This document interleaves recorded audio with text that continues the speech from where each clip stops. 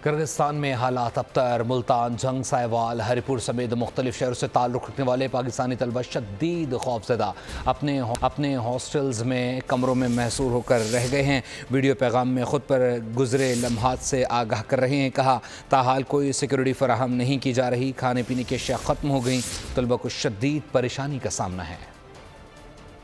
Students जो हैं वो गैर महफूज हैं। यहाँ के लोकल्स लाइव आकर टिकटॉक पर एक दूसरे को बुला रहे हैं कि सारे यहाँ पर एक जगह पर इकट्ठे हो जाएं, आज इनको छोड़ना नहीं है। तो हम लोग यहाँ पर बहुत गैर महफूज हैं। यहाँ बिश्केक में बहुत ज़्यादा हालात ख़राब हैं। पाकिस्तानी बच्चे यहाँ पर बिल्कुल सेफ नहीं है। रात से बहुत ज़्यादा बच्चों पर तशद्दुद किया जा रहा है। 3 बच्चों की अमवात हो चुकी हैं। हॉस्टल्स उन्होंने बहुत तबाह बर्बाद कर दिए हैं। हमारे पास यहाँ खाने पीने के लिए कुछ नहीं है। लड़कियों के साथ इतनी ज़्यादा ज़्यादती की है उन्होंने, जिसको जहाँ देख रहे हैं वहाँ मार रहे हैं। स्टूडेंट्स का, कुछ टीचर्स का यहाँ पे जो एक दूसरे की हेल्प कर रहे हैं, एक दूसरे को हौसला दे रहे हैं, एक दूसरे को इवैक्यूएट कर रहे हैं।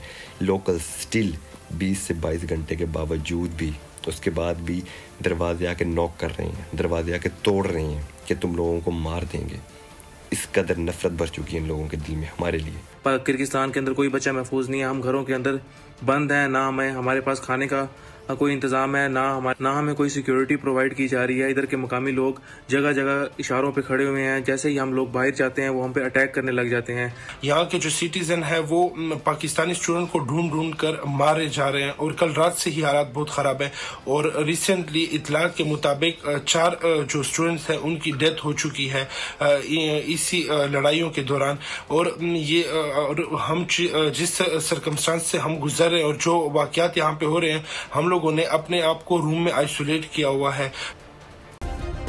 सब्सक्राइब करें और बेल दबाएं ताकि कोई खबर रह न जाए।